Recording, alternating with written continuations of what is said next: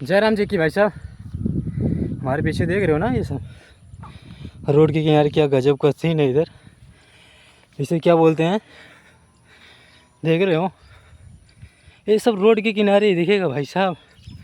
ऐसा उधर तक काफ़ी दूर तक, सांस ऊपर नीचे हो रही, क्योंकि 50 बार उठक बैठक लगाने से ना भाई साहब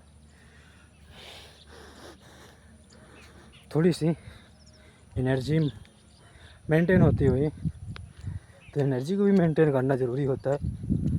और घर से दूर आए थे तो थोड़ा व्यायाम भी करना ज़रूरी था, है कि नहीं? कुछ बोलते होंगे यार, साला यही करता है आके घर से, तो बोलने दो, उनसे हमें कोई लेना देना नहीं। जो बात है सीधी बात।